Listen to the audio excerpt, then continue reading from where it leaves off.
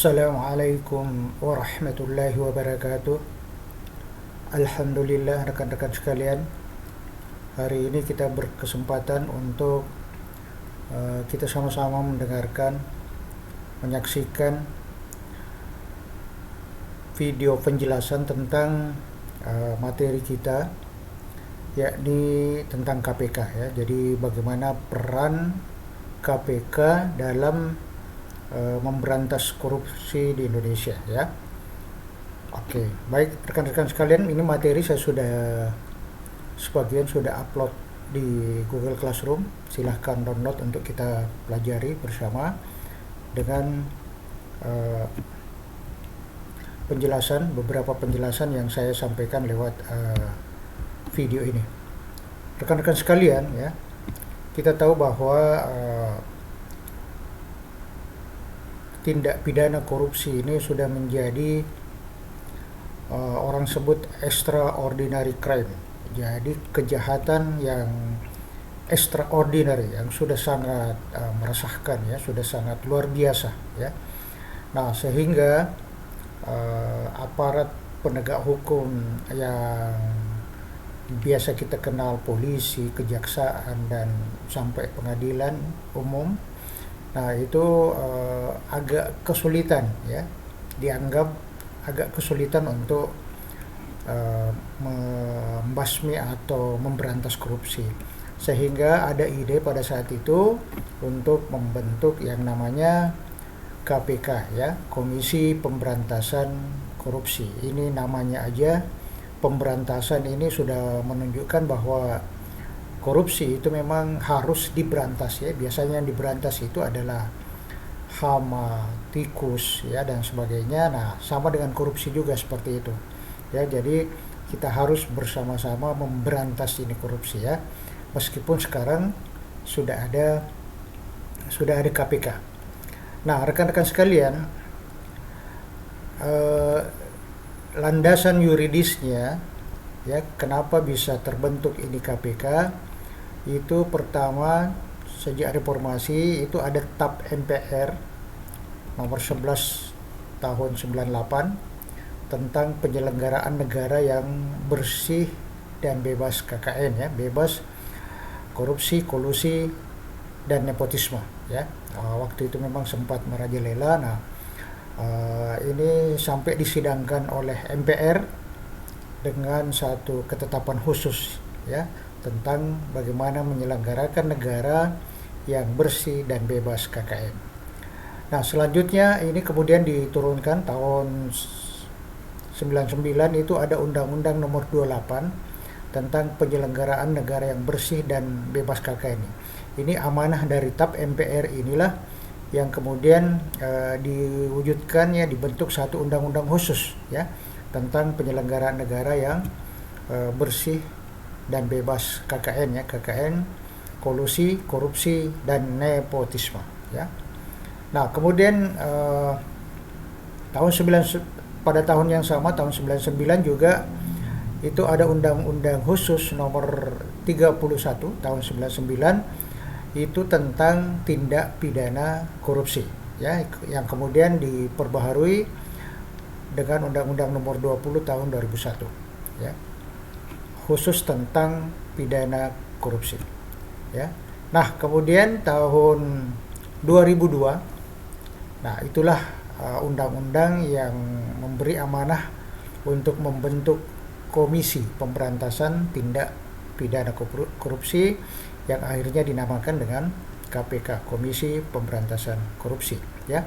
Ini kita ketahui bersama, kemarin tahun 2009 itu diperbaharui ya, disegarkan, dikuatkan dengan Undang-Undang Nomor 19 tahun 2019 tentang perubahan kedua atas Undang-Undang Nomor 30 tahun 2002 ya. Itu landasan yuridisnya ya, landasan hukumnya. Nah, kalau menurut Undang-Undang Nomor 30 tahun 2002 pasal 3 mengatakan bahwa Komisi Pemberantasan Korupsi adalah lembaga negara yang dalam melaksanakan tugasnya dan wewenangnya itu bersifat independen, kemudian bebas dari pengaruh kekuasaan manapun. Jadi tidak ada yang bisa memberantas, tidak ada yang bisa mengintervensi KPK ya dalam hal penanganan korupsi ya. Entah itu DPR, entah itu presiden, eksekutif sekalipun, itu tidak bisa mengintervensi kerja daripada KPK. Jadi makanya dalam beberapa dekade kemarin itu KPK ini dianggap sebagai lembaga super body ya. Jadi dia tidak terpengaruh oleh kepolisian, oleh TNI, oleh kekuasaan manapun. Jadi dia independen ya. Nah, yang dimaksud dengan kekuasaan manapun adalah kekuasaan yang dapat mempengaruhi tugas dan wewenang KPK atau anggota komisi secara individual dari pihak eksekutif, yudikatif, legislatif, atau pihak-pihak lain ya yang terkait dengan perkara tindak pidana korupsi ya, dengan alasan apapun ya. Oke. Rekan-rekan,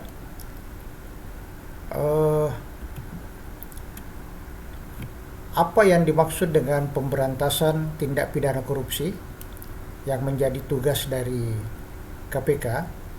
Pemberantasan tindak pidana korupsi adalah serangkaian tindakan untuk mencegah dan memberantas. Jadi termasuk di dalamnya adalah mencegah. Jadi di KPK itu ada divisi khusus untuk pencegahan ya. Bagaimana ya istilahnya lebih baik mencegah daripada mengobati ya. Kalau sudah terjadi korupsi, nah itu akhirnya kita diberantas. Melalui upaya melalui upaya koordinasi, supervisi, monitoring, kemudian penyidikan dan penuntutan, ini yang sering kita lihat ya, dan pemeriksaan di sidang pengadilan. Nah, ada catatan penting, peran serta masyarakat ya. Banyak kasus-kasus yang ditangani oleh KPK itu berawal dari laporan masyarakat ya. Jadi masyarakat harus diberdayakan dalam rangka membantu tugas-tugas KPK. Rekan-rekan sekalian, nah secara khusus peran masyarakat ini diatur dalam pasal 1 ayat 1 ya. PP nomor 71 tahun 2000 ya. Di situ dikatakan bahwa peran serta masyarakat adalah peran aktif perorangan. Jadi bisa secara pribadi, bisa juga ormas ya, atau LSM ya, lembaga swadaya masyarakat ya, seperti yang selama ini dilakukan oleh ICW, Indonesian Corruption Watch ya, dalam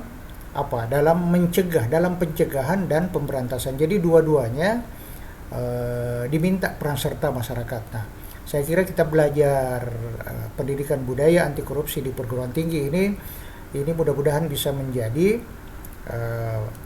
upaya ya untuk mencegah nanti teman-teman sekalian untuk supaya tidak melakukan korupsi di kemudian hari ya. Jadi makanya capaian pembelajaran kita adalah bagaimana mencegah diri sendiri, mencegah rekan-rekan sekalian ini supaya tidak melakukan perilaku koruptif ya. Nah, kemudian peran serta masyarakat dalam pemberantasan tindak pidana korupsi itu secara khusus juga diatur dalam Undang-Undang Nomor 31 Tahun 99 ya. Pasal 41 dan pasal 42 itu jelas di situ ya. Apa bentuknya? Ya mencari, memperoleh atau memberikan informasi apabila terjadi tindak pidana korupsi ya. Hak masyarakat juga untuk memperoleh pelayanan ya dalam mencari atau memberikan informasi dugaan telah terjadi tindak pidana korupsi ya. Kemudian masyarakat juga bisa menyampaikan saran dan pendapat secara bertanggung jawab tentu saja ya kepada penegak hukum yang menangani perkara tindak pidana korupsi ya. Kemudian hak untuk memperoleh jawaban. Jadi kalau misalnya kita sudah memberikan pertanyaan tentang laporan yang telah kita berikan, nah maka aparat penegak hukum bisa menjawab dalam kurun waktu maksimal 30 hari ya. Nah, yang terakhir ini juga penting teman-teman, bagaimana sebagai masyarakat pelapor itu memperoleh perlindungan hukum ya, karena jangan sampai ada orang atau ada masyarakat yang takut untuk melapor dengan bukti-bukti yang kuat karena misalnya takut mendapat ancaman ya. Jadi perlindungan hukum, perlindungan korban dan saksi ini juga perlu ya. Nah, itu diatur dalam Undang-Undang Nomor 31 Tahun 99 secara khusus ya. Nah, ini sudah beberapa kali saya sampaikan ya di materi sebelumnya apa yang dimaksud dengan tindak pidana korupsi, rumusan-rumusannya ya ada di situ ya, yang bentuk-bentuk kita sudah pelajari ini. Kemudian secara khusus juga ada di Undang-Undang Nomor 20 Tahun 2001 ya. Sudah di situ kita jelaskannya ada delik penyuapan atau ada tindak pidana yang masuk kelompok penyuapan, ada yang masuk kelompok penggelapan dalam jabatan, ada juga dalam pemerasan ya, dalam jabatan, ada yang berkaitan dengan pemborongan, dan ini juga sering terjadi ada delik yang berkaitan dengan gratifikasi ya atau hadiah.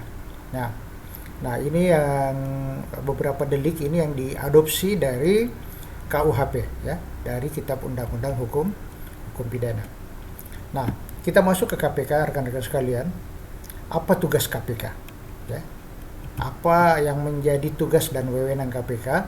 Menurut pasal 6 Undang-Undang 30 tahun 2002, yang pertama adalah koordinasi, ya. Kemudian supervisi diatur di pasal 8. Kemudian, penyelidikan, penyidikan, dan penuntutan. Jadi dia menyelidiki, misalnya ada laporan dari masyarakat, dia menyelidiki, kemudian meningkatkan status menjadi penyidikan sampai kepada penuntutan. Ya, jadi tugasnya sampai di situ, penuntutan. Nah, kemudian tugas KPK juga adalah pencegahan. Jadi ada divisi khusus di KPK itu yang bertugas ya untuk melakukan upaya-upaya pencegahan ya, edukasi ya kepada kita dulu dosen-dosen anti korupsi itu diajar oleh divisi. Salah satu divisi ini ya untuk memberi pencerahan ya kepada dosen-dosen anti korupsi supaya bisa mengajarkan kepada semua mahasiswa untuk menghindari yang namanya perilaku-perilaku koruptif ya. Nah, yang terakhir adalah monitor. Jadi ini juga menjadi tugas KPK untuk memonitoring ya pelaksanaan koordinasi, supervisi, penyelidikan, dan pencegahan tadi. Nah, ini menjadi tugas utama KPK. Nah, rekan-rekan sekalian, apa alasan ya pasal 9 dan pasal 10 nomor 30 Undang-Undang Nomor 30 tahun 2002 itu menyebutkan beberapa alasan KPK mengambil alih penyidikan dan penuntutan ya. Nah, misalnya ada laporan masyarakat tindak pidana korupsi tapi tidak ditindaklanjuti. Misalnya KPK sudah melaporkan ke kejaksaan atau ke kepolisian tapi tidak ada tindak lanjut. Nah, itu bisa diambil alih oleh KPK. Kemudian bisa juga apabila proses penanganan tindak pidana korupsi tersebut itu tertunda atau terpending, berlarut-larut, bahkan tidak ada alasan yang bisa dipertanggungjawabkan. Nah, itu bisa juga diambil alih oleh KPK. Kemudian penanganan TPK ditujukan untuk melindungi TPK yang sesungguhnya. Jadi misalnya ternyata perilaku atau tindak pidana korupsi itu ya penanganannya justru untuk melindungi ada aktor intelektual di belakangnya itu sehingga tidak tersentuh. Nah, itu juga bisa diambil alih oleh KPK. Nah, penanganan korupsi, tindak pidana korupsi yang mengandung unsur korupsi. Jadi bisa juga ada satu kasus korupsi misalnya ditangani oleh pihak lain, misalnya polisi atau kejaksaan, tapi ternyata di dalamnya sudah ada unsur korupsi di situ, ya. Sudah tercium dugaan bahwa ada juga unsur korupsi, ada suap menyuap atau gratifikasi dan lain-lain sebagainya. Itu juga bisa diambil alih oleh KPK. Kemudian ada hambatan ya. karena adanya campur tangan dari eksekutif. Jadi misalnya apakah yang terlibat itu keluarga dari penguasa atau eksekutif, keluarga bupati, keluarga gubernur. Nah, sehingga terjadi hambatan. Nah, jadi dengan alasan demikian itu bisa diambil alih oleh KPK. Atau keadaan lain yang menurut kepolisian atau kejaksaan penanganan korupsi sulit dilaksanakan dengan baik dan dapat dipertanggungjawabkan. Jadi bisa juga karena kepolisian atau kejaksaan yang bersepakat untuk menyerahkan kepada KPK. Nah, rekan-rekan sekalian, salah satu tugas pokok tadi dari KPK adalah penyelidikan, penyidikan, dan penuntutan. Nah, kita lihat flow-nya ya. Kita lihat flow-nya rekan-rekan sekalian ya. Misalnya ada pengaduan dari masyarakat, itu masuk ke KPK ya. Kasus KPK. Kemudian KPK melakukan penyelidikan dan penuntutan ya. Nah, biasanya ini melibatkan aparat penegak hukum, penyelenggara negara atau orang lain yang ada kaitannya dengan korupsi yang dilakukan oleh aparat penegak hukum atau penyelenggara negara ya. Nah, itu biasanya alasan kenapa tindak pidana korupsi itu ditangani oleh KPK ya. Misalnya juga mendapatkan perhatian yang meresahkan masyarakat ya. Seperti misalnya korupsi IKTP ya. Korupsi yang paling gres baru-baru ini korupsi bansos ya, bantuan sosial dan lain-lain sebagainya yang dianggap meresahkan ya masyarakat atau menyangkut kerugian negara di atas 1 miliar. Jadi kalau misalnya ada taksiran dari BPK bahwa kerugian negara ditaksir di atas 1 miliar, nah itu biasanya ditangani oleh KPK. Meskipun sekarang ini juga kelihatannya sudah banyak kasus-kasus besar ya yang ditangani oleh Kejaksaan Agung ya, seperti yang terakhir itu kasus Asabri. Nah, itu sudah mulai ditangani oleh Kejaksaan Agung. Nah, apa kewenangan KPK? Nah, kewenangannya yang pertama adalah menyadap dan merekam pembicaraan ya. Nah, dari undang-undang yang baru Undang-Undang Nomor 19 Tahun 2019 itu KPK bisa melakukan penyadapan atas izin yang namanya Dewan Pengawas. Nah, ini juga memang kemarin menjadi kontroversi karena dianggap bahwa prosedur izin dari Dewan Pengawas ini dianggap justru melemahkan tugas-tugas KPK karena tidak bebas lagi KPK untuk melakukan penyadapan atau merekam pembicaraan oleh karena harus meminta izin Dewan Pengawas ya. Oke, memerintahkan pelarangan keluar negeri. Jadi dia bisa mencekal, tidak boleh keluar apabila sudah ada indikasi tindak pidana korupsi. Meminta keterangan tentang keadaan keuangan tersangka atau terdakwa. Jadi dia bisa mengorek harta kekayaannya, kondisi keuangan yang ada di bank, yang ada dimanapun, dia bisa mengecek itu kepada lembaga-lembaga keuangan ya. Memerintahkan pemblokiran, jadi dia bisa memerintahkan satu rekening untuk diblokir ya. Jadi misalnya ketahuan bahwa ini adalah rekening tersangka atau terdakwanya, nah itu dia bisa memerintahkan untuk diblokir. Bisa juga memerintahkan pemberhentian sementara tersangka dari jabatannya ya. Ya kalau misalnya menteri kayak kemarin cuma kemarin tanpa perintah dari KPK pun menterinya langsung mengundurkan diri ya, karena memang ini kasus-kasus memalukan ya. Ada yang terakhir itu ada 2 menteri yang ya sebetulnya sebelumnya banyak menteri ya, tapi kemudian menghentikan transaksi untuk sementara, mencabut sementara perizinan atau lisensi, meminta bantuan pencarian dan penyitaan ya barang luar negeri.